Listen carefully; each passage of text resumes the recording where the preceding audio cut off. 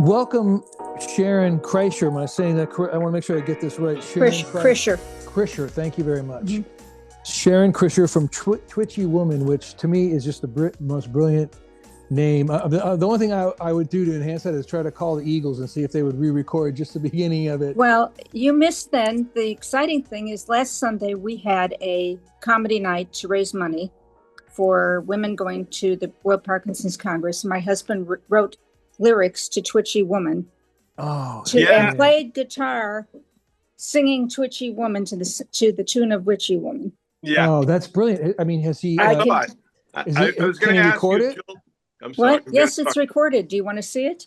I saw it. Yeah, of course. But I mean, has he done a professional mixed recording that you can use for all of your? No, he was on stage. No, you saw it was hilarious. He was funnier than most of the comedians. Yeah, he was very funny. Yeah, I'm glad you saw it. I will send it to you later. Thank you. Yeah, I was going to ask if Joel was your husband or your brother. He's my husband. Yeah, I don't have any brothers, only sisters. It's great to meet you. We really love what you're doing, and to make it clear, we're really not in direct competition, which is why I'm so glad you were so willing to come on. We're less directing people. I mean, what you do is awesome, which is why I'm glad we can talk about it. Thanks. But we're more about which we try to lighten people's day. And Jam talks about not being able to pour his coffee and stuff like that. And we talk about what challenges he has and how people like me can help. My wife passed away of cancer, so I was a caregiver. So I took and his wife was one of my wife's best friends, and she was a caregiver to her too. And we just want to talk about just some of the things that you're involved with. Unless you want to start, the one thing I'd really like to hear about is the World Parkinson's Congress. That seems like a pretty big deal, and I hadn't heard about it until I saw it on your website. Okay, it is a big deal, and if you haven't gone before, you really should go. At least once. It's only held once every 3 years. Oh, okay. We won't know this year until is in Phoenix, right? The end of the next the conference in May, where the one is following it. Most likely it will be in Asia or Australia or they kind of go around the world. So every 3 years it circles back to the US or Canada. So it will be in Phoenix in May. So be prepared for heat. But we got cheap hotel rooms. Is that when you say cheap hotel? Does that mean no air conditioning or no? Just inexpensive. It's bargain season, so the end of May. It's hot. And I'm trying to find my way out there, and I would love it if Vinny would come with me, or my wife would even come with me, because I think that, I've been to a lot of conferences through the 13 years that I've been diagnosed, but this thing just seems like it's all in one place, and it's just like meeting everybody. Were you at the Fox Foundation one in Pasadena years and years ago? No. Let me share a funny story so you know where I'm coming from. I worked in the entertainment industry for decades, and I was working on the 82nd Annual Academy Awards. And I had this weird sensation in my hip and my lower back and my bun cheek. And I was literally twitching, but I couldn't get comfortable sitting down. I thought maybe I have restless leg syndrome. I don't even know what that is, but sounds like it would be. So anyways, I went to see one neurologist. He said, do this and do this and pick up a penny and can you raise your hands? And it's just like Michael J. Fox said, it's like a sobriety test, and along the way, my doctor, who I'd been with for 20 years, my regular internist, said, I want you to go to UCLA and just do me a favor and rule out Parkinson's. And I was 46 at the time. Ooh, So I said, rule out Parkinson's. I mean, it's an old person's disease, which is what everybody says. And then he goes, yeah, Michael J. Fox. And he said that because he knew I was in the entertainment industry. And my job, Sharon, was to interview celebrities. So I would interview celebrities and directors and all these people. And then I put together documentaries about the making of the movie. So I'm sitting there at the Academy Awards and I start to get this uncomfortable feeling, and I go to UCLA and I sit there with the doctor in about 2 hours actually, and he goes, "Well, you have Parkinson's," and I mean, it was just like I was just blank at that point. I don't think I was, and it was like about a week before my birthday. So my birthday's December 17th. Not dropping that for anybody listening, just saying, and and so Coming up.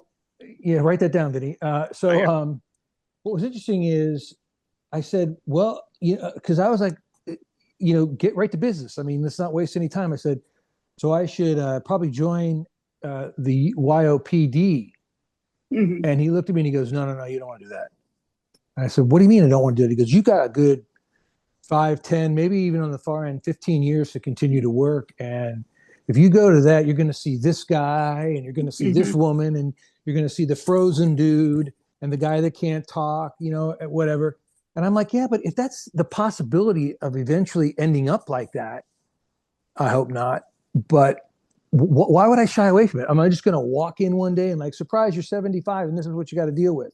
Yeah. So I felt that the lack of communication scared me and made me feel like, what are they not telling me? Or what do they want real Parkinson's people? So I hid away for 4 years. And then eventually. You and everybody else. For me, it was 5, but people figured it out.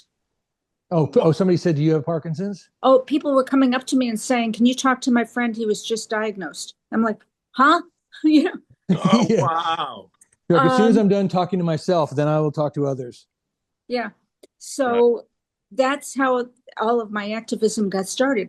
I was diagnosed actually 2009, January of 2009, sort of diagnosed. I had a breast cancer diagnosis. I was going in for breast cancer surgery and I had a tremor. And my internist sent me for x-rays and, MRI, the usual rule out. Everything was fine. He sends me to a neurologist at Cedars 3 days before my surgery, who says, you have a Parkinson's-like tremor. What's that mean? Yeah, because when you go Parkinson's-like or Parkinsonisms, that makes me think that there's a chance I'm on the outside looking in, going, well, maybe I really don't have. Right. I had my surgery. I went through. I didn't have chemo, thankfully. I had radiation. Was the surgery done at Cedars? Yeah. My wife's was done there as well. And she was a couple of years before it. And then after I was diagnosed at UCLA, I went to Cedars to be with Tagliotti and Dr. Echo Tan. And then, now I'm here in Huntington, which I like because Cedars just has a tendency to charge you a fee for walking across the threshold of the establishment. Well, I was at UCLA. I went from Cedars to UCLA. The neurologist I saw was in the towers. He wasn't part of the neurology department there. Okay. And a friend who goes to him has MS. She swears by him. I thought he was terrible for Parkinson's because he wouldn't give me any information. I know. I don't. And there wasn't a whole lot out there. Oh, I know. So that begs the question. I don't know if Vin has already asked this, but is this podcast of yours to inform everybody, to entertain everybody, or is it just all that and then cathartic for you to be able to talk to people about it? Oh, well, we got to backtrack before the podcast started. Okay.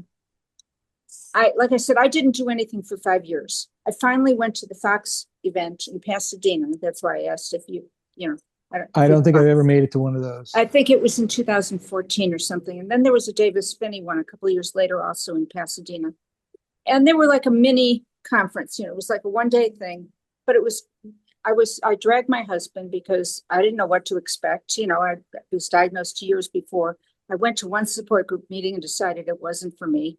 And anyway, but I left the first actor after about 6 months and I went to UCLA where I was with my doctor there, 15 years, 16 years. And the only reason I left her was because she was never there anymore. She was there one morning a month and I couldn't get an appointment. Yeah. Because she runs the program at the VA, which is wonderful for her. And I guess she keeps one morning a month at UCLA to stay on staff there. But it wasn't helping me. I couldn't get an appointment. And I'd been seeing her every 3 months for 16 years. God. And I'd been working with her on some of her research stuff. She worked with me on some of my research. we had a really good relationship, but it was like time to, and I said to her secretary, what do I do? She said, look for another doctor. So now I'm at Cedars again with a doctor who had left UCLA not too long before I switched doctors. So she had a schedule that was pretty open, which worked for me. And I had surgery last week over at Cedars. I broke my wrist. And playing pickleball? No, I tripped. Oh, yeah. Falling. Falling. I have had more falls. When I fall, it's because I trip over something. I drag my foot, my right foot, and it hits the sidewalk, this big, a gap in the sidewalk, and boom. And we had been on a Mississippi River cruise, started in New Orleans with the sidewalks are a nightmare. Cobblestone, been there. I take walking poles with me through, in towns with cobblestone streets and everything else. Everything's fine. I don't fall. I don't hurt myself. We get to Memphis. We get off the boat. We go to Elvis's place. Graceland. Graceland. And we go to Graceland. We go on a 3-hour tour of Graceland. We get, we're all done. We're leaving to go home, to go back to the hotel. And I got distracted and I tripped in the parking lot. Paved parking lot. Here I've been all over the place. No problems anywhere. I tripped on a paved parking lot. And we spent 14 hours in the emergency room in Memphis, which I don't recommend. Yeah. And it was the last game of the World Series. And we couldn't watch it on the TV in the waiting room because it was Tennessee football. Oh, yeah, exactly. SEC football. Forget the World Series. Well, my husband's watching on his phone and the battery's going down, down, down, down, down. And it's like, we couldn't even watch it. We had to watch just the scores. And our daughter kept calling him saying, did you see this? And he's like, I can't, they won't let me change the TV, So. Anyway. What's funny is you mentioned that you're all over the place. And then like a cobblestone street takes you down. My place is the house, this apartment that we live in. Through the years, we had complete financial upheaval. And I talk about the importance of friends when I do talk, because, it's your immediate caregiver, your husband, my wife and daughters and your children. And then, it's sort of like the Wild Wild West. And I've had guys like Vinny just step up and just whatever you need, man. And not just do it once, but just repeatedly do it. So I'm totally grateful for that. But where I fall the most is in the house. Mm-hmm. And it's just like, I think it's because there's so many objects that my brain is like trying to avoid knocking into, which it would normally do. But it's like, once it gets to that one spot where it's like, okay, I can do 2 things at once. I can't do 3 things at once. All of a sudden my feet just go, ooh, and just stop. And my momentum carries me forward. And I had a scar on my chin recently. I had one on my eye, and it's just like, I tend to fall to the left side. Mm-hmm. But, I do too, because it's my right foot that catches on everything. Yeah. Did it start on your right side? Mm-hmm. Yeah. And so I'm kind of at the point where 13 years into it, I said to my wife, and again, Vinny and I, our whole aspect is, and I think we talked to you and your group when Russell and I called in, which is, why I rise is about why even get up, dude? I mean, you got Parkinson's, it's a death, all the negative stuff. Mm-hmm. And the reality is that some days I'll be walking down, and I just noticed this the other day. I'm walking, worrying about my walking, and we try to do it 3 miles a night, up and back. It's 1.5 miles one way and 1.5 miles back. And there's usually a break for ice cream or a meal. Of course, there's got to be a treat at the. It's like the donkey with the carrot hanging at the end of the stick. And so, but I said to my wife, I said, I'm sitting here worrying about the way I'm walking, and I'm doing this heel thing, which my physical therapist helps me with. And I said, meanwhile, I just skipped up the curb. The curbs in Pasadena by the college are not normal sized curbs. They're actually like this. It's like, it's a real step up for anybody. But I just hopped up there, and I realized at that moment, because I was in the moment worrying about walking, that I was actually able to notice something that I can still do. I can, and so I really tried to focus, as hard as it is, and I know you can attest to this, try to say, quit worrying about what you can't do and focus on what you can do, because that's where the real joy is. Yeah. Well, I tried to go back to playing tennis after the pandemic, at the end of the pandemic, because I hadn't played for a couple of years. And I had been playing 2-3 times a week for years and years and years. And I was kind of wobbly out there. And then one day I tripped over my own feet running backwards. My feet just crossed and I went down. I just rolled. I didn't get hurt. Oh, so you went down like bottom first and then back? Yeah. So I was able to catch myself. And I rolled one time, same thing, playing pickleball. It was out there thinking, I'm not going to fall. I'm not going to fall. And then of course you fall, So I've kind of given up on that, but I do play ping pong. Who do you play ping pong with? I'm wondering if we'll be coming in competition with each other here soon. Yeah. I play out in Santa Monica with ping pong for good. Yeah, I've been remiss. I've missed like the last 3 weeks, but I can't play now either. I'm hoping to go back soon because I'm right-handed. Actually, I had talk about bizarre injuries. I've had at least one injury each of the last 4 years. This one was not a broken bone. This one surgical, like where you've had to have surgery done on it to repair it? This one I had surgery on 2 weeks ago. Tomorrow will be 2 weeks, or Thursday, 2 weeks. But and I now have a titanium plate with screws, so I guess I'm bionic. Yes, you are. Last year we were on a cruise. We went north to the Arctic Circle. The year before we had gone to Antarctica, which was fabulous. I recommend both of them. But we were flying home. We had 3 flights home. In the first flight, I went to put my suitcase, carry on through security. I picked it up and it was like an arrow shot through my arm. I tore the biceps tendon. Wow. Was it just the awkward position you might have been in, or was it the weight of the We bag? don't know what happened. And I had 3 flights home to get home. Man. It was a nightmare. But anyway, and this is an injury that doesn't happen to women. It usually happens just to men who are bodybuilders in their 50s and 60s because they think they can still do it. Yeah. I've been boxing and playing ping pong. So I guess I ended up playing left-handed for about 6 months until I could hold the paddle in my right hand again. Jeez. But excellent. But now my left hand's injured. So I can conceivably play, but I'm just not quite ready to go back yet. I don't know what I'm going to do with my left hand. I got to figure it out. I may have to wear a sling or something just to keep it from getting in trouble. Yeah, but you know what? In the spirit of Why I Rise, you do a lot of traveling, and I think we do a lot of traveling, and we've cut back. This was the first trip we've taken like this in over a year because of the last injury. Right. And otherwise, we've gone to visit our grandchildren in Chicago, and that's been about it. Yeah, but I've seen that you pretty much go all over the world. Yeah. That's inspiring to people who say I can't, because they can. I mean, they can. Some of them can, aren't able to, but you're an inspiration to people who think they can't and can. Well, what I tell people, I always tell the story when I speak to groups. I start with 2 stories. One is about Jimmy Choi. I know Jimmy quite well, fairly well. Jimmy, who didn't do anything for 5 years and gained all that weight and was walking with a cane and fell down the stairs, and it was holding the baby. You have to have an aha moment.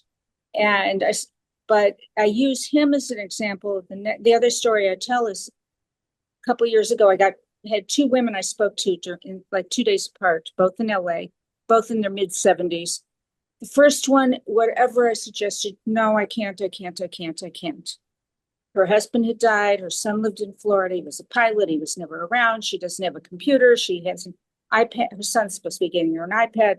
But I said, why don't you try walking to the mailbox? I can't. It hurts. The other woman was, I'm still working. I don't want my clients to know I have anything wrong with me. Yeah. What can I do? What can I do? What can I do?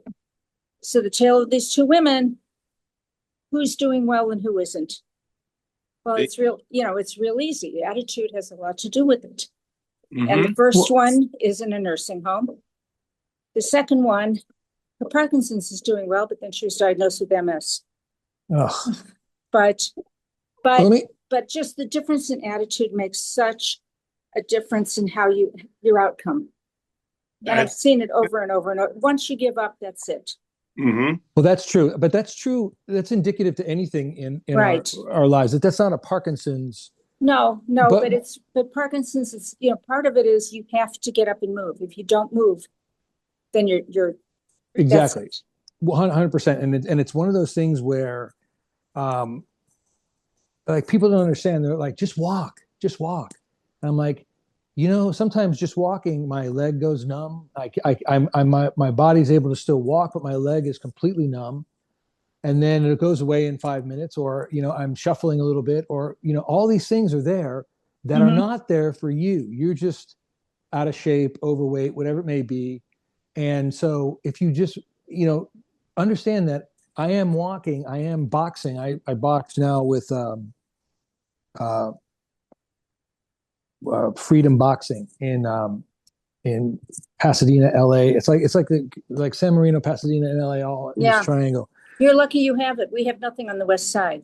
You used to, though, right? We used to be pre-pandemic. We couldn't get it going again.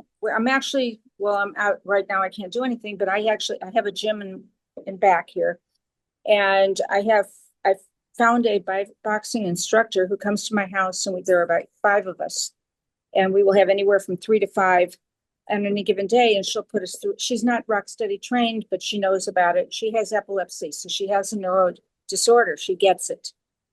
Right. And we train inside and outside here. And they are scrambling because I've been out for they can't come. They're not coming here if I'm not boxing. The only other place they're going to is totally outside. And it's been raining. So yeah, I know. I'm behind on my walks. They're boxing between the raindrops. But it's better than nothing. And we just can't get anything going on the west side. There's just no cooperation between there's some issues over here. Oh, that's too bad. Yeah. Because I know JM gets a lot out of his boxing. And the thing I want to say, because what I represent every man on this podcast. Because I get to ask JM questions that I really don't know the answer to. And there's a lot of people just like me, because I kind of feel like Parkinson has very recently come into the forefront. I think the attitude is what JM got hit with 13 years ago. It's an old person's disease. It's not. JM's younger than me. We have a friend, Malcolm, who's younger than I am. So it's coming to the forefront. And what I notice is when I hang with JM, he will ask me, how am I doing? I'm like, absolutely perfectly. You're fine. You're fine. And then other days, I could see a little bit of a struggle. So I'm sure it's frustrating for you guys because you have really, days where you feel like you can. And what JM tries to do with Why I Rise is even on a bad day, it's a better day. Yeah. than staying in bed. Mm-hmm. I just even with this, I will admit this last week has been more depressing for me than the previous 15 years with Parkinson's. Why? Because first of all, I'm taking heavy duty drugs. You'd think that would help, but I want to get off of it, but I can't because of the pain. Right. And I actually drove this morning for the first time. Don't tell anybody. You were supposed to. Because, my husband went to Costco to get something, and I decided I had to get this thing rewrapped because it was falling apart. And I just took my time and drove to Cedars very slowly, and I got there, and I was just fine. But I had to get out of the house. Yeah. And let me interrupt here for a second, because there's so many things I want to ask you. But go ahead. One is what I find, and I'll talk about myself, and then you can jump in. Is I know I can do this, but the confidence is really low, and then the shame kicks in, and the anger and the frustration, and then all of a sudden you're just frozen on the couch. I still work. I have to work. I have no choice. And so I try to put as much as I can into my job, and it gets spread out over 8-12 hours a day, because there's just parts that I don't know if people understand. My boss, by the way, is the most amazing individual. He presented me with an award the other day. And I don't talk about who I work for because it's just sort of a private thing. But it was just a situation where he said, I just watching you persevere through this. And I'm like, and I've been here for 5 years, and in the back of my mind, because I came from the entertainment industry, working on feature films and content and all that stuff. I'm like, I'd have fired me 15 minutes into the job because, Parkinson's or not, do what you. And so I carry that weight of anxiety. And I remember Dr. Tan at Cedar saying to me, she goes, and this is years ago, probably at least 10 years ago, maybe 7 years ago. She said, I think your anxiety, which I have had since I was a kid, 8 or 10 years old, I can go back and remember those types of feelings, does more damage to you than Parkinson's does. Yeah, one of my Parkinson's friends has terrible anxiety, and I can see it on her face when it flares up, and she worked in Hollywood too. She was a casting director for years, and she met her husband. I don't know what he does, but they have houses in 4 places and take private jets all over the world. And so they make money. He makes a lot of it. She's retired. She can't work anymore. And the traveling with him is what's killing her, because she doesn't know where she is half the time, and she's exhausted and she's very, very anxious. So all that anxiety comes out when she ends up going on trips that she doesn't want to go on. Yeah. My husband has been retired for 14 years. So his biggest joy in life is planning these trips. That's why we go all over the world. And it's been a lot of fun, and we do at least one international trip every year. And cruising makes it very easy. I have to say, if you have any kind of a disability, go on a cruise, because first of all, you get there, you unpack once and that's it, unless you stay before or after. And they have accommodations on all of the ships. They take care of you if you have any, it's just an easy way to travel if you have any kind of disability. And for years, I couldn't admit that I had a disability, except when I travel, I bring my walking poles, because you never know what kind of terrain you're going to be on. Like I did in New Orleans, I was fine because I had my poles. I think I skipped that. I don't think it was raining, so we took an umbrella instead of my walking poles in Memphis. And I don't know what happened. Did you use the umbrella as the cane until you needed to use it? Yeah, but I think my husband had taken it. He was going to find out where to catch the Uber. I don't know what happened, but all I know is I went down like a ton of bricks. And that feeling, I when people relay their stories to me or I share I can feel it. Yeah, it's like a sensation of going down, and it's just you don't even know what happened. It's like you're up and then you're down. Yeah, and boom. So these are compliments, but also questions. There's confidence to go on these trips. Yeah. I mean, damn it, you don't seem to have that anxiety. I got very used to traveling before. My husband was doing a lot of travel for work his last 7 to 10 years as an attorney. He was doing a lot of international stuff with his law firm. He was in management.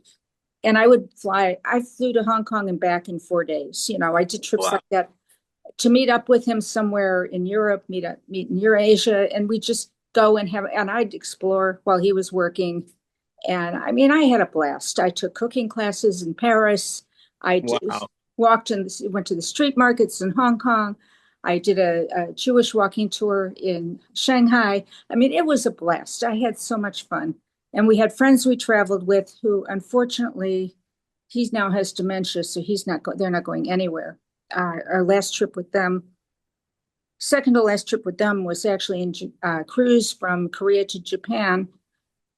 And we got off and I went to the World Parkinson's Congress in Kyoto, was that year. So the cruise was perfect. We did that.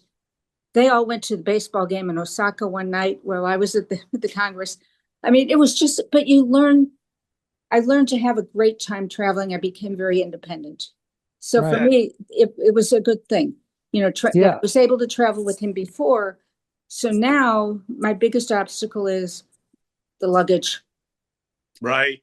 And he likes to put everything in carry-on, and I just can't do it.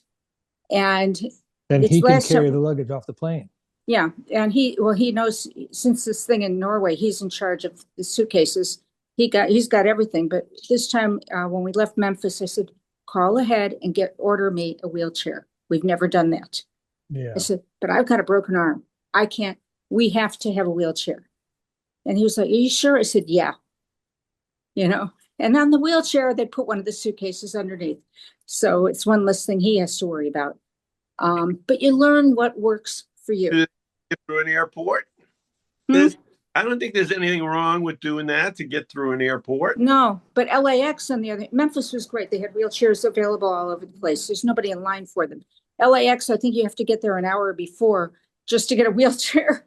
Yeah, then you have to sit in the wheelchair for an hour before they wheel you down. You know, Yeah, I mean, it's just crazy. I mean, I do again, more anxiety talking than physicality, because sometimes I feel like, you know, like I could have walked down here with the rest of the group, but I do early boarding.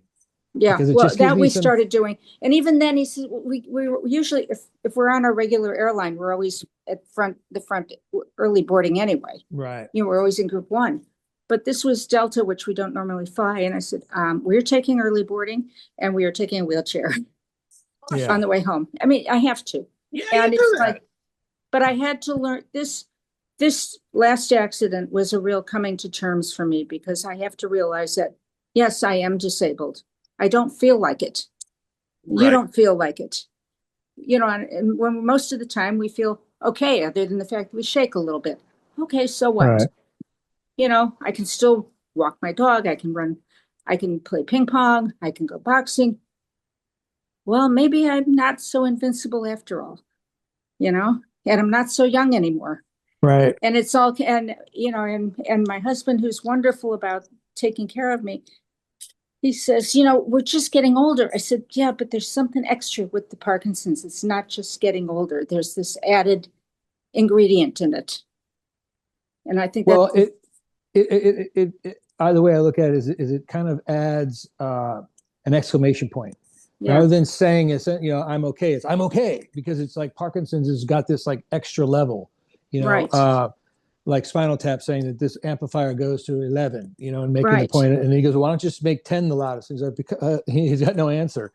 But that's the way it is. We don't really have an answer as to why. Yeah, it is the 11. Good. That's a good way of putting it. And maybe I'll explain that. I'll say that to him when he gets home. You know, that it's the 11 on Spinal Tap. That's where we are with Parkinson's. Yeah. It's like it goes one more, but you don't know really why. Because it's like, because when Chris Guest tries to explain it, he goes, well, it's one more. And Rob Reiner's like, but why don't you just make 10 the loudest? And he's got no answer.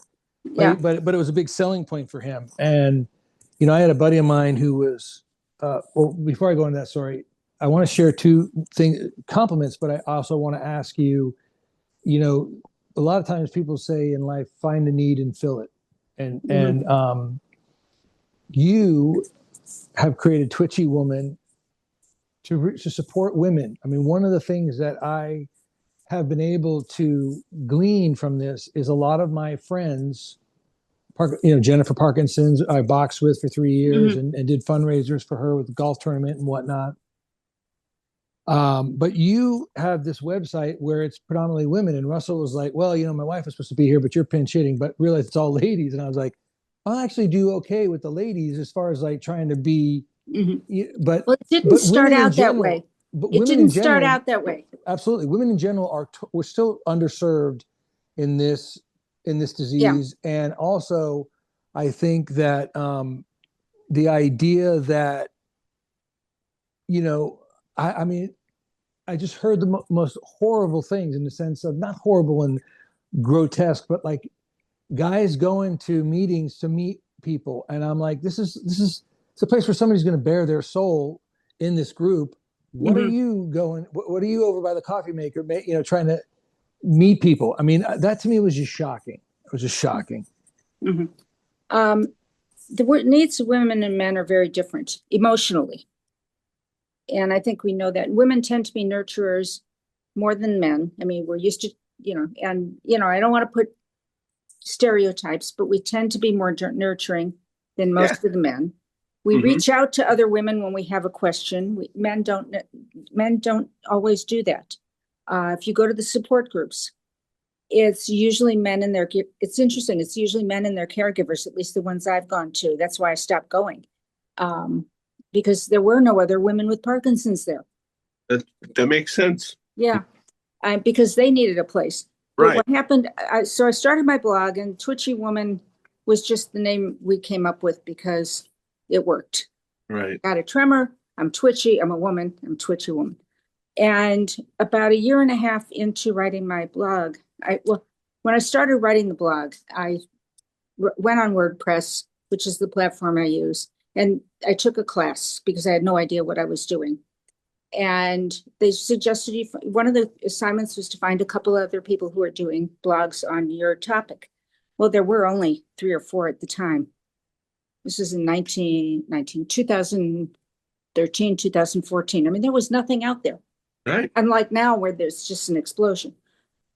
And I found another woman who lived up north in Northern California. And one time she wrote to me, and she was writing about this conference that was going to be held in New Jersey for women with Parkinson's. And you had to apply for it. They were only taking 25 women. It was put on by what was then called the Parkinson's Disease Association, Parkinson's Disease Foundation, which later merged with the Parkinson's Foundation. And I applied and I didn't hear, and I finally called and I said, am I in or not? Because I've got stuff going on. I need to know what I'm scheduling.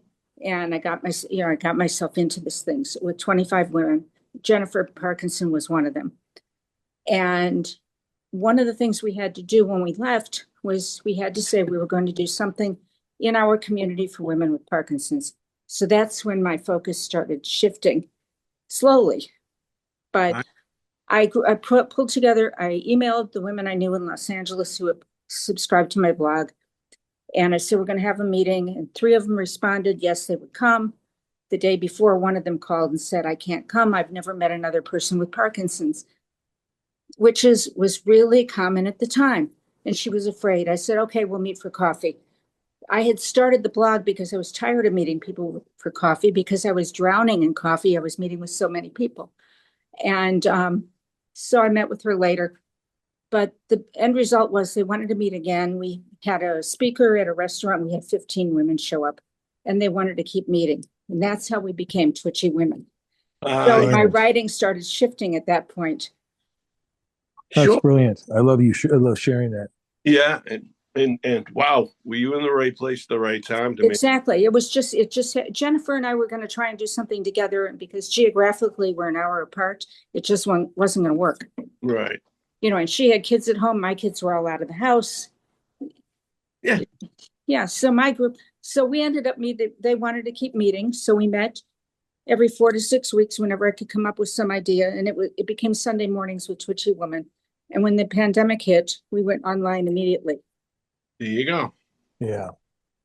And we started with 9 and we grew. We've had over 3,000 women from around the world join us. Now you've also done what I think I went with Jennifer to this because we did a boxing demonstration. The Davis Finney Foundation had something at the Pasadena Convention Center. I was there. That was only one off, or is it? That was a one-time thing. And my daughter, really cool. My oldest daughter, who lives in Chicago, happened to be in town, so I dragged her with me so she would learn something. And she was amazed because everybody knew who I was. Yeah, of course. But funny story, when we got to Barcelona 3 years ago for the Parkinson's Congress, we hadn't even gone through customs yet. We're walking down a hallway, to get to customs in Barcelona airport. And somebody comes up from behind and he says, you going to the conference? I said, yeah. He says, he looks at me and goes, you're Twitchy Woman. You're famous. I said, no, not me. So we go, we had a whole group of my followers. We had almost 50 people in our group, and they all registered under Twitchy Woman. So it turns out we get to the conference and our group is running around and everybody's got Twitchy Woman on their badge. And everybody was coming up to, oh, you're Twitchy Woman, you're famous. So the name works. It became an entity of its own. Oh, it definitely works. I did want to ask you to elaborate on something about the Congress. I know they give scholarship grants. Yeah. Last time. Elaborate a little bit on that? Yeah. 3 years ago, a woman named Laura Russell, who lives in, where is Laura? She was dividing her time between Portland and Santa Fe. I'm not sure. She's a book artist. Okay. And she did a book which featured 26 women with Parkinson's, one for each letter of the alphabet. So it's called ABC book, and it's a flip book. So it had 3 sections, the top, middle, and bottom. You could flip it, like kids flip books. And Right. but each one had a different symptom, A through Z, and a different woman here. And it was very interesting, but she had proceeds from the book that she wanted to donate to 3 different organizations, and mine was one. Nice. And she called me and said, what can we do with this money? We want to do something for women with Parkinson's. And we decided that the best use of the money was to sponsor some people to go to the Congress in Barcelona. We paid for the registration. Nice. We had 11, but 2 had to drop out. So we paid for 9 women, just the registration fees, which were about $400. This time it's $300 because it's end of the season in Phoenix. But anyway, so we paid for 9 women to go. And they had to sign a contract that said they would do something when they returned to their community, just like I did when I went to this convention, this meeting in New Jersey. What good is it to, the whole point is that we need to educate each other. We can't depend on the doctors. Definitely can't depend on the doctors. Half of them are giving wrong information anyway. I have a friend, went to a neurologist. He says, well, Parkinson's is always on both sides of the body. Hello, you don't have Parkinson's. Well, she did. And she only had it on one side, which is typical of it. Yeah. Anyway, but you can't depend on your doctors. You can't depend on your family. Nobody believes, if you're a woman, especially premenopausal, they look at you and go, oh, it can't be Parkinson's. There's no way. Yeah. You're too young. Women don't get it.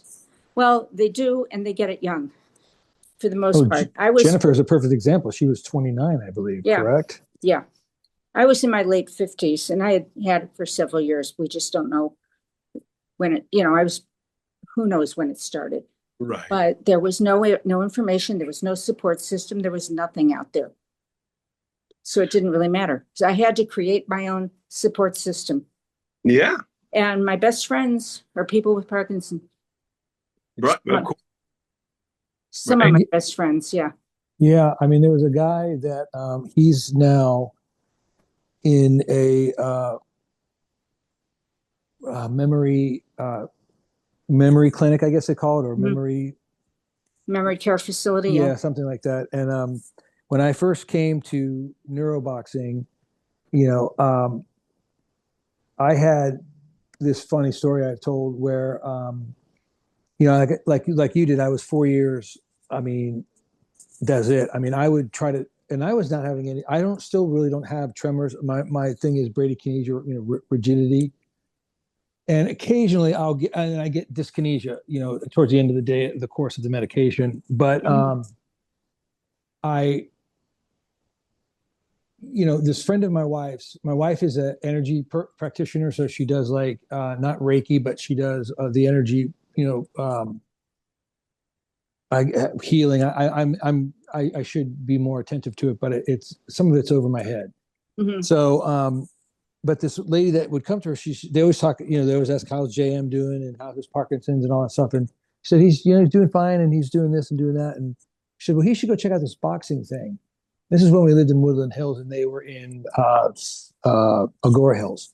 Yeah. So it's about a 35, 40-minute drive. And so I called and I got this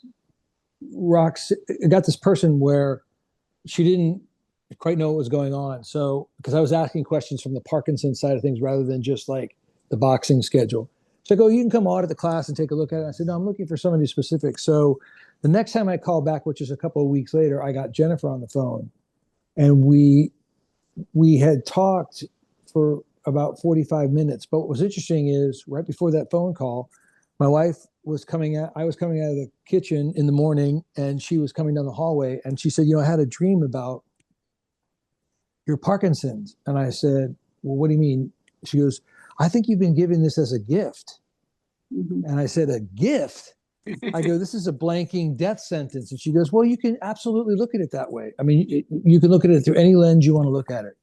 But realize that I think because of who you are and what you've done with the documentaries and all stuff, you have a voice and you can influence people. And so I was just like, all right, whatever. And I got on the phone with Jennifer and talked to her for 45 minutes.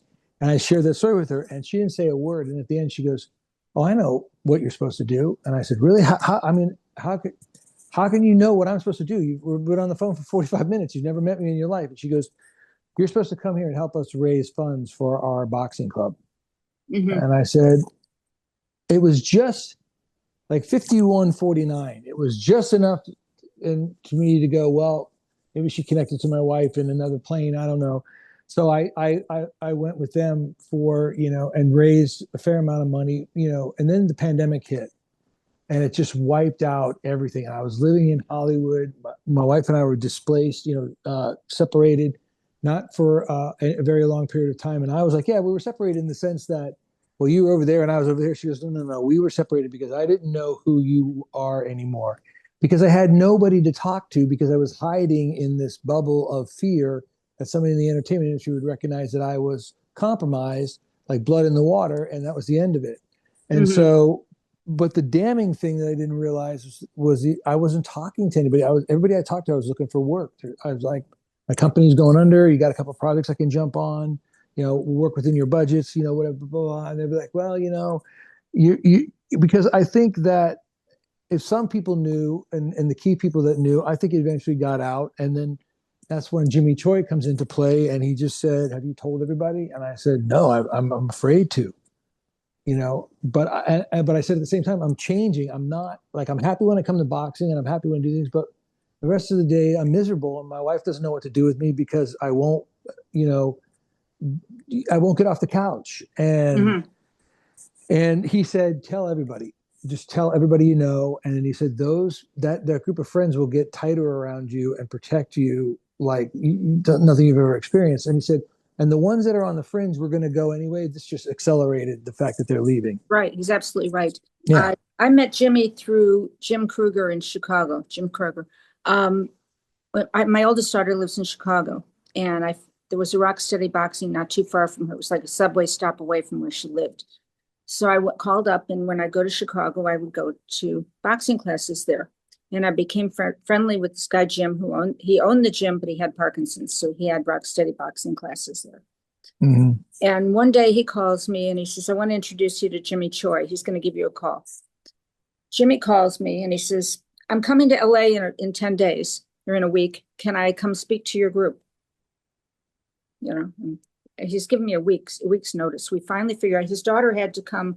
She was trying out for the children's American Ninja Warriors show.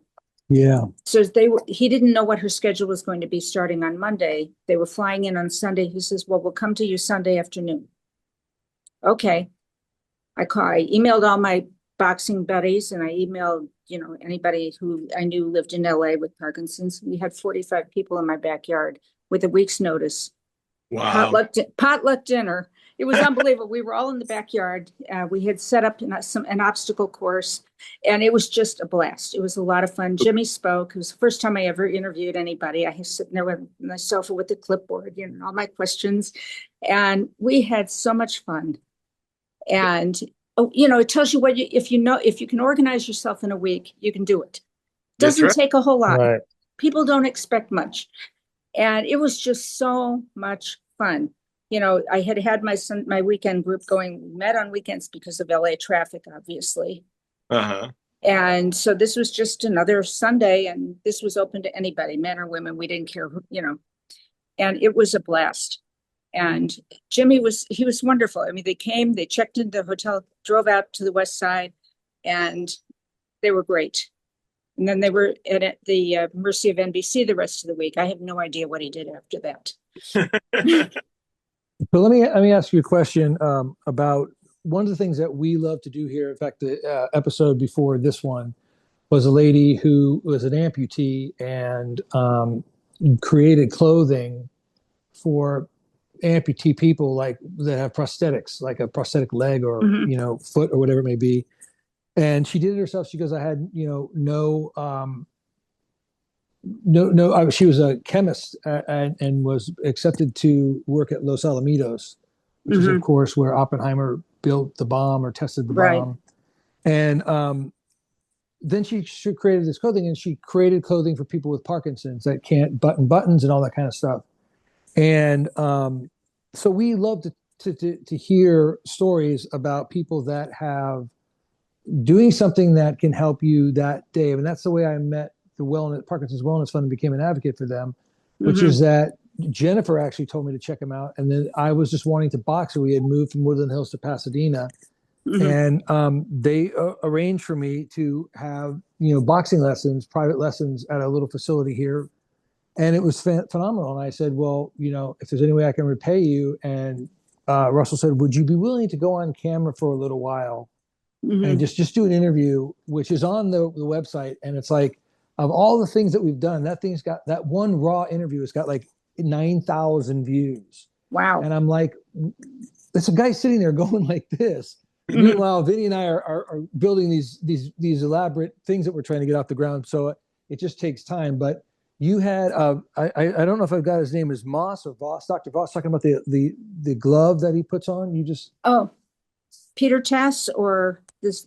Yep. No, Peter Tass with the vibrating gloves. Yeah, right. Yeah, Peter Tass was at Stanford, and he's developed the vibrating gloves, and he's still doing studies on them. In the meantime, there's a group in New Mexico called Espanola Glove Works. It's run by Steve Cox, who's a professor at the university there. And he works with engineering students from the university and the high schools. And to help, are making gloves based on what Peter's research. And these students they learn about physics, the physics of it. They learn the anatomy, the biology, the whole thing, all about Parkinson's, and they are making the gloves. Awesome. And in fact, they sent me a pair, but I haven't been able to use them because of this. I can go get it if you want to see what they look like. Sure, that'd be amazing. Let me go get it. I think it's in the next room. I'll be right back. Talk amongst yourselves. Yeah, well, thank you. We will. And she also had something called the Willem ball. And I can remember one of my friends who had Parkinson's holding on to a tennis ball. Yeah, I think it's I have the Willem ball. I've been trying it out and I like it. And that I can do with one hand. Talk to us a little bit about them. Okay. The Willem ball works with AI, and that's in the other room, but I can't. That's fine. These are run again. The gloves. It goes on. Since I haven't done it yet, I can't do it because of my hand, but this thing goes on and there's these little things and it's got puppy prints, paw prints. It's very cute. So but they are making those now. You can just go to Espanola Glove Works and you'll find out all about it. I actually interviewed Steve Cox and several of the students. I had them on a month or so ago, and they were great. Willem ball, they sent me one about 6 weeks ago, and I've been using that, and I'm finding it does help. And what exactly does it do? See, that's my role. I don't have Parkinson's, so I don't know. I'm trying to think where I put it. To get it. How does it work? Does it vibrate too? It vibrates and spins, and it supposedly works with AI to counteract your tremors. Cool. Now, I will tell you. Let me just tell you a story real quick. The people that we traveled with, now has dementia. When we first started traveling, this is probably 2011, 2012. We went on safari in Africa, and I had been diagnosed, and they knew about it because we were together. And one thing we noticed was we'd be out in a Jeep all day off road. By the end of the day, my tremor had calmed down. Vibrations. We noticed it then. Wow. Wow. Yeah. So the Jeep helped. Yeah, the Jeep helped. So maybe I need to just get an off-road Jeep. Yeah. Off-roading. Well, and drive around the city, That's interesting because I can't remember if I've seen the video of the professor with the kids, and I've seen Peter's video. Yeah. And then I had seen, I think I had done some research on the gloves in general.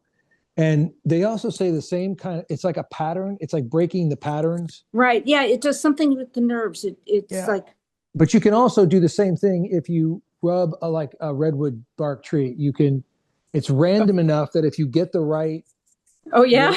But it was saying that because it's like, if you really get into the universe and get into biology and get into all these things, you realize how some of these things are absolutely obviously set up to kick off energy or to attract prey or whatever it may be. But you look at a redwood tree and it looks like a roadmap of some kind of sorts.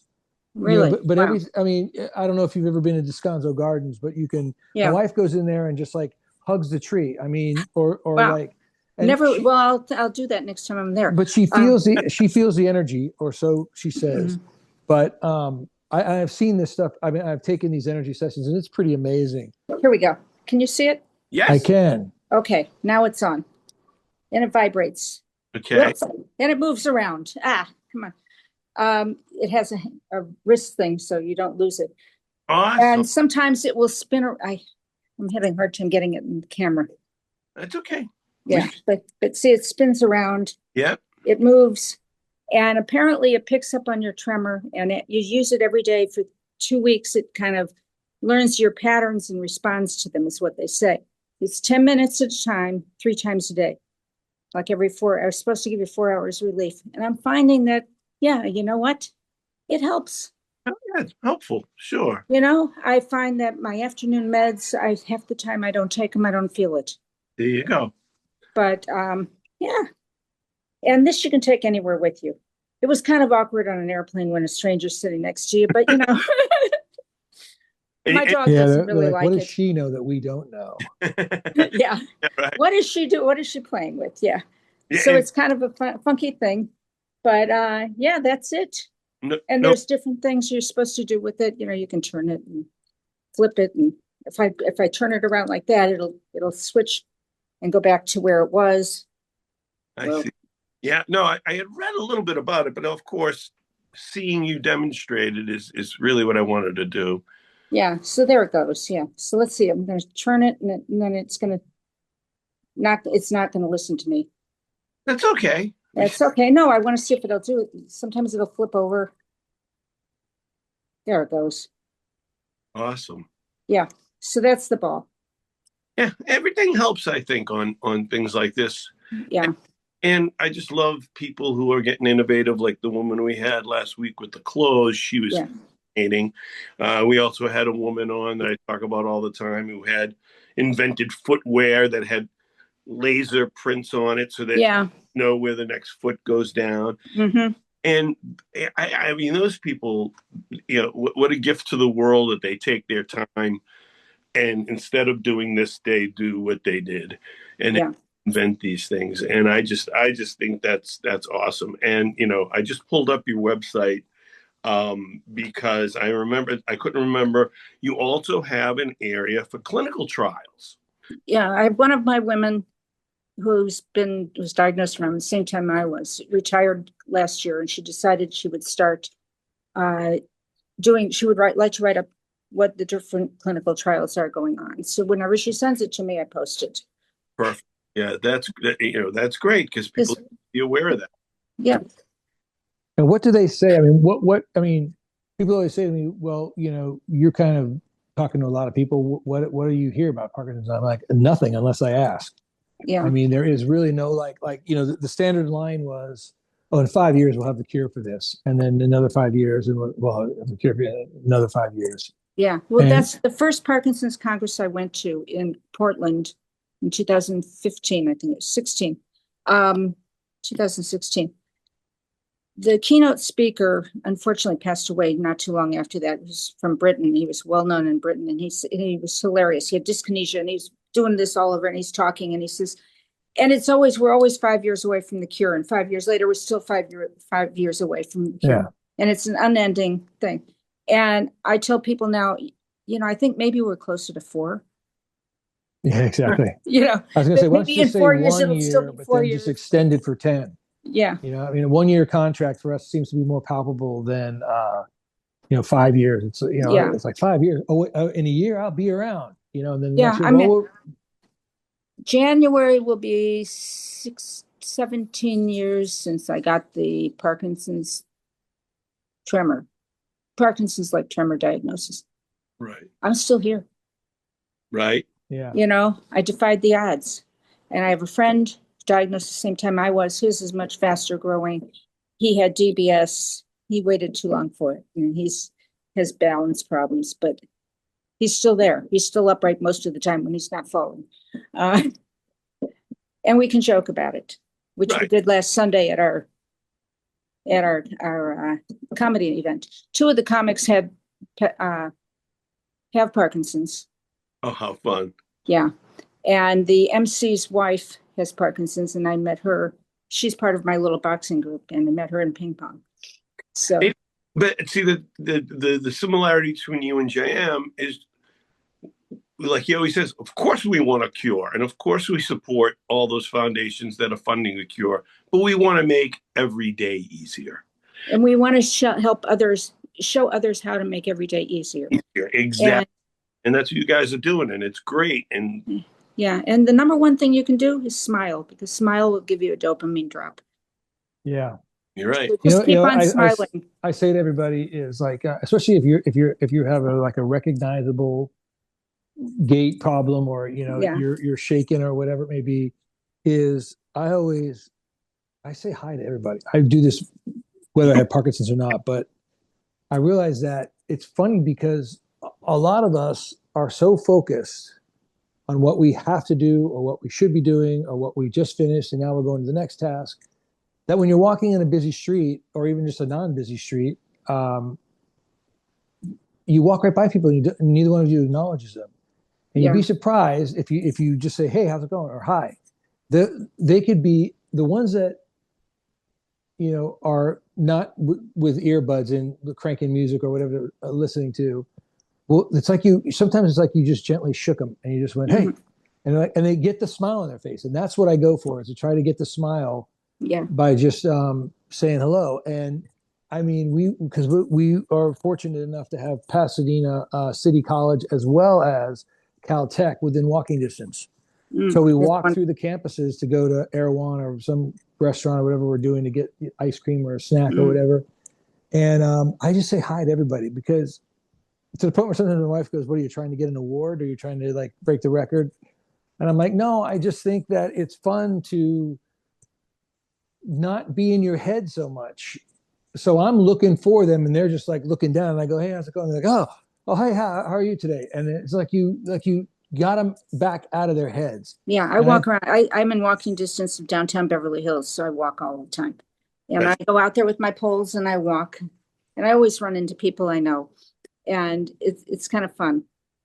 Yeah, I mean, we can easily, like I said before, my friends would have probably totally understood. I know Vinny would have. I said, look, Vin, I don't want to do this. I'm just going to curl up on the couch. I'll work as long as I can work until that just becomes impossible. And then I'll just disappear.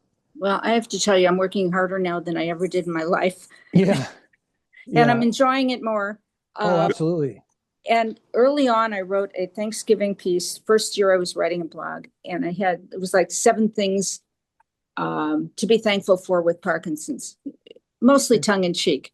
I think I read that on your webpage. Yeah, it was an early one. Anyway, I've done different iterations of it, but that first year, somebody writes back to me, how dare you? There's nothing good about this miserable disease. Oh, yeah. And I wrote him back and I said, look, it was just fun. I was just making fun of things, of being thankful for something that I didn't want, and he didn't get it, and like the first lady I interviewed who couldn't walk to the corner, if their attitude sometimes it just brings them down and they can't move forward. Yeah. And it's sad. Well, when JM finally told me, he had such a positive attitude about it. And that's not a cliche. I mean, you talked about other people who you knew who had this positive attitude. You talk about yourself being here in 17 years. And I just love what you guys are doing. And maybe what you guys were searching for, you guys become. meaning the information hub, because there's nowhere else to go. And Yeah. and I was going to say, because we always love to give plugs for our guests, Twitchy Woman is the easiest website to find. Just twitchywoman.com. It comes right up. If it doesn't, it goes to Google, and then Google brings it. It's all it is. Twitchy Woman, all one word.com. Yeah. Tons of information there. And it's great because it's all a little bit different. It's different than the foundation. When you go to the foundation, you get something different. And meaning the Parkinson's Wellness Fund. Yeah. And well, most of the foundations out there, they're always asking for money. Right. We ask for money one time a year when we have our t-shirt sale, which started today. I just got the email. Annual t-shirt sale. That's right. I was going to bring that up. Yeah. Plug for you. I got it circled right here. And one of my Parkinson's friends, who is a former film editor, designed the t-shirt, and it says she has, and it has all these symptoms listed over, it's like 2 colors. So if I could show you let me see if I can show you a picture of it, if it'll work. But it has all these things, and she has a community, and underneath it says Twitchy Women. Nice. Yeah. So if I can find it, let me see if I can find. We can cut it in. Yeah, you can cut it in. Okay. Because we'll have it from I've got it clearly from in my email from you on my update, whether it's a text or an email, I can't remember, but yeah, no, I can get it from my text too. Oh, I just pulled it up. It's really beautiful because the she has is transparent and has all the things, right, all the symptoms, and then it ends with she has a community of Twitchy women. Mm-hmm. It's a great message, quick read. Nice. Yeah, and that's going to be our official Congress t-shirt, because that's what we're going to ask people to wear, opening night.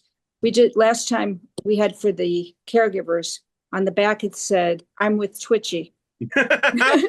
Oh. And people were commenting on that. That's all it said was, "I'm with Twitchy," and then twitchywoman.com. So, I was gonna say, jumping on your story about the Thanksgiving blog and the the joking and the there it is. Yeah. It's backwards, but yeah, you get the idea. A friend of mine, the guy that I was mentioning that went into the memory care thing, when I first got to my first ever workout, he came right up to me and he said, "Hi, my name is Bob, and I blah, blah, blah." And he said, "You golf?" And I said, "Yeah, as a matter of fact, I do." And he goes, "Great. Well, we play every Tuesday if you want to join us." I mean, he didn't hesitate. And I said, "That's cool." I said, "This is really amazing. I mean, I've never really boxed." And we started talking, and he goes, "Well, Parkinson's is an exclusive club that nobody wants to be a member of." Right. And I just thought that was so funny. And what that did was allow me, who is naturally trying to be the class clown or the jokester or the comedian or whatever you want to call it, to say some things that, because I never know, I never know if the guys say, like, there were guys that clearly would shy away from us because they were you could just sense the anger or the frustration, that they couldn't understand why we could make jokes about this. Whoa, my earbuds just crackled. Why we could make jokes about this and not realize the severity of it. And I'm like, again, like Vinny said, I would show up with this attitude. Well, that's a choice. You always have a choice. You can choose whatever you want to do. Mm-hmm. That might be the lesser of two evils sometime, but it still is a choice.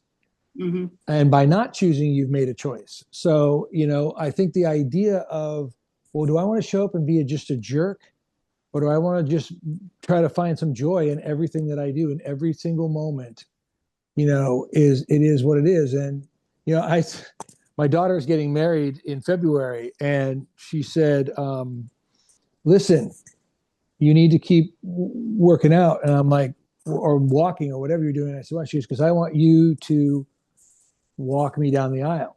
Mm-hmm. Which is an emotional thing. I mean, it's just daughter says that to dad. It's powerful. And immediately the anxiety kicked in. Like this in the conversation, I'm like, what if I fall in front of the whole congregation? And I thought of Vinny, because our friendship is about knowing that each other is anxiety ridden and I tell a story, which Vin can share and jump in if he wants, but our wives planned a weekend to Paso Robles for wine tasting, and we brought the kids and everything, and we rented a house. And the girls, who are all, Girl Scout types, were like, let's go kayaking in Morro Bay or whatever it was. And we're like, yeah, not really. I mean, no, but Vinny and I were just standing there watching everybody get their jackets on and they're cinched up and they're getting their paddles all adjusted. And we're kind of looking at each other, not saying anything, but kind of looking at each other going, but maybe they just won't recognize that we're not in a boat, and they'll take off. And then we'll just go, oh, we can't go. And then it ended up that the two of us were in the boat, and the guy goes, all right, you got everything? And I'm like, yeah, you're talking to the two guys that have the worst anxiety, period. And you put us in the same boat. And so while I was going this way, he was going this way. We were just going in circles in the little, we're going to go down. Just spiraling. About kayaks you could put your finger in and you're like 6 inches from the water in a kayak. I know. I've been on stays afloat is beyond me. I mean, a canoe is higher than that, and those things tip over all the time. But I just remember just like, we're swearing and the kids are just like paddling away from us. They're like, get out of here. And all we were doing was going across the docking area, but there were like sea lions and stuff coming up by I'm like, one of those fuckers knocks me over, that's going to be the end of it. And, and just like the ability for us to just be ourselves is what I try to bring to this website. And what I try to bring to people that I talk to is like, look, you have Parkinson's. That's one thing that you have, and you have many things and many abilities, many talents. And it was said to me when I went to start going to therapy after I started letting this out, because Heidi was like, look, you got to talk about this to somebody other than me. And so I went to the seminar, and I wrote down like something that was on the negative side of my emotion. And I said, my life is being robbed from me because of Parkinson's. And the guy got it, and he goes, JM, come on up to the front of the group. And I was like, oh, there's like 60, 80 people in this like emotion class. And he said, tell the people in the audience what's blocking you, or what you're angry about. And I said, well, my life is being robbed by Parkinson's. And he goes, okay. And you could see people go, oh God, just a poor thing. I mean, I understand. And this guy was not having it. He goes, so let me ask you a question. Let's turn on. He goes, with you today is your wife? And I'm like, yeah. And he goes, where's your wife? And I'm right over there. And he goes, and with you is your two daughters. So at your therapy type thing is your two daughters, Claire and Grace. And I'm like, yeah, there's Claire over there. And she was, I don't know, probably 16, 17. And he goes, what's being robbed from you actually? And he goes, are you standing here? Can you walk? Yeah. Can you talk? Yeah. Can you eat food? Can you go out with friends? Yeah. And he goes, what's being robbed of you? Because the lady that's sitting behind you found her mother stuffed under her stairwell, murdered. And she was a young person. She had no mother. And that, to me, I mean, are you guys on the same level? And I realized that I know the point he's making, and I know that they're equally horrific depending upon who you're talking to. But the reality is, if she can choose to find a way to live her life with that horrible experience that happened in her life, then I clearly can make the best of Parkinson's, because it's not going anywhere. So I can shake its hand and say, well, I guess may the better man win, and just go and fight the fight. But Heidi doesn't even like the term fight. She's like, what are you fighting? What? I mean, forget with the fighting. Just show up in the way that you want to show up in everything you do, every experience. Show up joyfully, and it'll be a joyful experience, as this has been right here. I've been waiting to talk to you, and it's just like, this is what I do this for. It's not like that Facebook page where everybody is angry. Yeah. I mean, just hateful. And I thought to myself, I had this moment where I was thinking about all the responses, and they're like, this insidious disease that just keeps taking and never gives. And I'm like, God, how would you like to be Parkinson's? Everybody hates you. You're just. I have a Facebook group. I have a Facebook group, a private group for women with Parkinson's. They have to be answered, we have to say they have Parkinson's to be admitted. And people come on with their problems. I've got like 700 or 800 women on this group. Wow. But they never nasty about it. They were so supportive of each other. I don't go on all the time. I usually go on just to post something. Right. And because it's under my name, it's under Twitchy Woman. And they are so supportive of each other. Somebody will ask a question about hormones, or they'll ask a question about DBS or whatever it may be. Yeah. And they're guaranteed to get 10, 20 answers from people. Here's what here's what worked for me. It's really an amazing group of women. And one of the things, you probably hear this all the time, welcome to our club that nobody wants to join. Yeah. Right. Nobody wants to be a member of.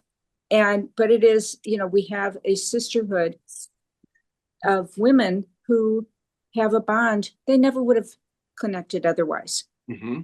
But here they are supporting each other. And the interesting thing is, I had several men contacted me after I started my webinars, which started out women only because they wanted it that way. They wanted to be just with other women so they could talk freely. Right. And several men contacted me, and I said, look, I don't have the bandwidth to do any more than I'm doing. If you want to do it, I will help set you up. I will help, tell you what you need to do, and never hear from them again. So men connect differently than women do. And this goes back to where we started. So for the women, it was a need to have other women they can talk to about something that you can't talk to anybody else about. Sure. And women are always seeking these answers and the other thing is the change in roles. A woman who has been a mother and a caretaker forever, and there's no denying it. Many of us have been in this role since we had children. We've been the primary caretaker of our children. All of a sudden, they're taking care of you.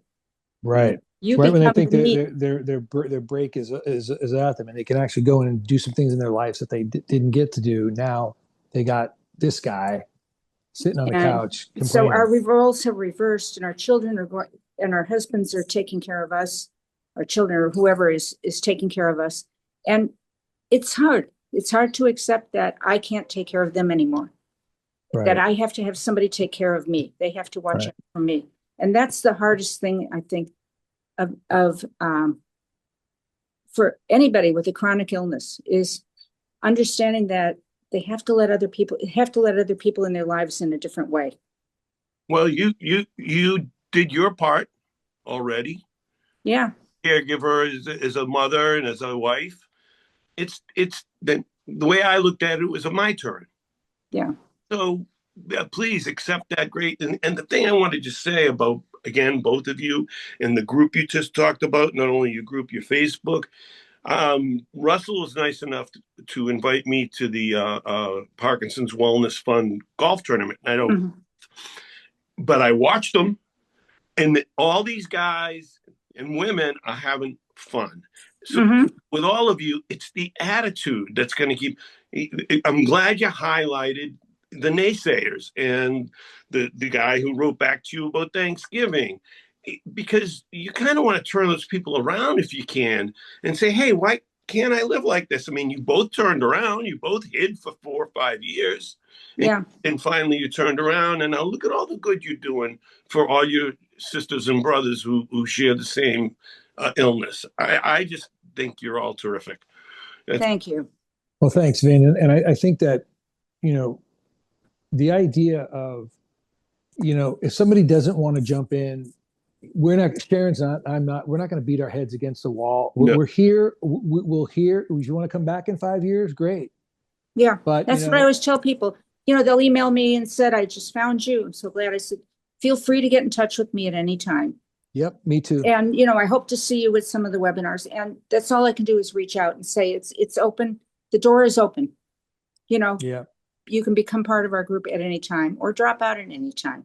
People come and go. That's just how it is. Yeah, sure. Yeah, I wanted to know if you got the statistic, because Jennifer told this to me years ago, and I can't remember what the ratio was, but it was almost like 2 to 1 or some ridiculous, like the percentage of, I don't know if it's changed yet, but at the time, Parkinson's was predominantly males that had it. and not females. And then the percentages was that if a male got it, a husband, that the wife stayed in the marriage like 85% of the time or something like that. But if the role was reversed, it was like 35% of the time. Women end up in nursing homes much faster than the men. Because the men leave. Yeah. Yeah, that to me is just horrific. I know several people whose husbands have left them because that was the reason they are not doing well. They can't, it's impossible to cope. When they leave you because you have a chronic disease you can do nothing about. You do not, yeah. And can I also ask this specifically, specifically to you, Sharon? Jam mentioned that predominantly men had it. Mm-hmm. You guys also talked about doctors who didn't get it. Do you think there was maybe a mindset among the medical community that, this kid Parkinson, she's a woman? Absolutely. And the numbers are closer to like 60-40 than they were before. And I think that they think that there's some kind of neuroprotection because of the estrogen in our systems, so women tend to get it later. I see. Yeah. Although a lot of women I know are young onset. But they have a much harder time getting diagnosed because the doctors look at them and say, you're too young. Yeah. It's crazy that they have this mindset. Jam, you should take some estrogen. Well, but here's the other side of the coin. My wife had estrogen-based breast cancer. Mm-hmm. And to me, it's like, one, that's a part of the reproductive system. Why the reproductive system gets attacked, which is the life-giving essence of women, but men and women as well, as far as the actual process. So I never understood why. I mean, I don't know. I was like, why would the universe, whatever, but it's a philosophical question that I'll never have an answer to. But I don't know why they give us things that are hurting us. Like, Heidi's doctor was very, he ran the breast center there at Cedars. I'm trying to think of Dr. Steiner. And I think he's retired now, but her sister had the cancer 1 year, sound like my relatives. Her sister had cancer, identical cancer. They're not twins. They're Irish twins, which is, derogatory, but not meant to be because I'm Irish. But what was interesting is her sister got it. And then like almost a year to the day, the diagnosis came in and Heidi got it. And her sister had a double mastectomy. And Steiner said, I don't know why we would take both breasts if we don't need to. He's like, I'm a firm believer that if it's not there, it may never be there. And so they watched her pretty closely. But I had a friend, a fraternity brother of mine, whose wife is the same name as my wife, Heidi. And she had breast cancer about the same age, same time. And she went in and got it, taken care of. But what he said she didn't do, which I think is, I'm going to pull it back to Parkinson's, is he goes, whatever you do, tell your wife to own it. Own that. Because if she doesn't, she'll get lackadaisical. And Heidi has just been all about diet, all about exercise, all about, stress and all these things that are sort of like when you say to a doctor, I got a lot of stress. They go, well, don't get stressed out. Well, yeah, right. Well, if it were that easy, I don't need you. You know what I mean? And so the fact of the matter is that we're all faced with either the people that just want to take the silver bullet and just and be done with it, or the people that just give up, or the people, the third portion of the pie is the ones that are fighting really hard and just trying to keep a stiff upper lip to the scenario, because the Rolling Stones put a lot of stuff in their bodies and they're still living into their 80s. And I'm like, they're amazing. What's happening to a 39-year-old or a 46-year-old or, whatever, who, maybe I didn't do enough drugs or smoke enough pot or whatever it was. I don't know. But Mick Jagger has been vegetarian for 40 years, so yeah, or longer. Exactly. Yeah, no, I'm pretty sure mine came from pesticides that were sprayed in the Midwest for mosquitoes, and we would ride our bikes behind mosquito trucks as they were spraying. Is that paraquat? I'm sure it was, or something similar. Yeah. You know, 'Cause and I have other friends who also grew up in the Midwest, same story. So we were all, I don't know where else, I don't have any family. I have a cousin who has it, and we did the gene testing, and neither of us has a gene. So, Well, Sharon, maybe you have some information on this. I don't expect you to, but this is a whole other show, what I'm about to say. yeah. Are there any studies about lifestyle overseas? Because is dementia and Parkinson's and cancer just because of our American lifestyle? Well, no, because people get it in other countries too. I wouldn't say that. But it's interesting. Paraquat is manufactured in the UK and in China. Both countries have banned it for use in their countries because they know it's poisonous. Right. But yet we still have it. I don't want to go there. That's Right. Larry Gifford's bailiwick, who is fighting Congress. I can only sign, I sign all the emails, but let Larry go fight the battle for us. Yeah. He does a good job. Is he Giffords? Is it his wife that was shot? Is it the same Giffords? No. Larry Giffords is in Vancouver. He has he founded PD Avengers. Okay. And their main goal is to get rid of the pesticides, paraquat, TCE, which is used in dry cleaners, and it just came out that it's also cause of some other thing, liver cancer or something. I don't know, but yeah, get rid of these chemicals that are poisoning us. And unfortunately, they're in the groundwater everywhere. They're in food, and even if you get organic, which is better than nothing, it's still in the groundwater. You may be ingesting it. Right. We just don't know. That's right. But I just, again, the start, I think, being an outsider, is you both your great attitudes and your ambition, and I want to do that. And if that might be a gift, if there's a portion of it is. There are gifts that it does give to us, and I will tell you. I know we need to conclude here. I have 31 women who applied for scholarships this year for the World Parkinson's Congress. We had 9 last time, as I said. And they are from all over the world. I have 11 from other countries. From every continent. I have from Europe. I have from Asia, Africa, Australia, South America. I have 11 women from other countries, and the other 20 are from the US. US and Canada, and it's amazing. And they have plans. They want to do this, they want to do that. And it's so heartening to see this, because a lot of these places, they are the only voice. You're right. They are the one. So yeah, we want to bring them into our tent and have them come join us in Phoenix, because it is so inspiring. You learn so much, and it's the connections you make. At any convention, it's the people you talk to in the hallways. It's probably the most important conversations you have, but it's just a lot of fun. And if you're a care partner, it's equal fun. Sure. Oh, no, I'm sure. I mean, I love learning about it just because my buddies have it. And I like to know more about it. But the fact that I went into it completely blind is what started Why I Rise. Yeah. And it started out with just JM and I before we had guests, and me going, hey, so how are you doing today? Did you have And so I just think what you guys do is terrific. And, I just hope it keeps spreading and spreading. So my pleasure, however long it lasts. And, I could just keep going. Well, Sharon, thank you for coming on. It means the world to me. I know it means the world to Vinny and Russell. Yeah.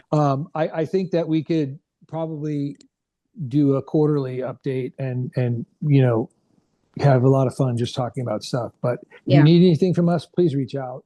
Thank you. You too. Maybe we should just meet in person and just, some coffee shop, like do a. I love it. I mean, we can record it. We can do a James Conlon thing, Well, I'll tell you what I've talked to Vinny about. And again, I don't know if you're into this.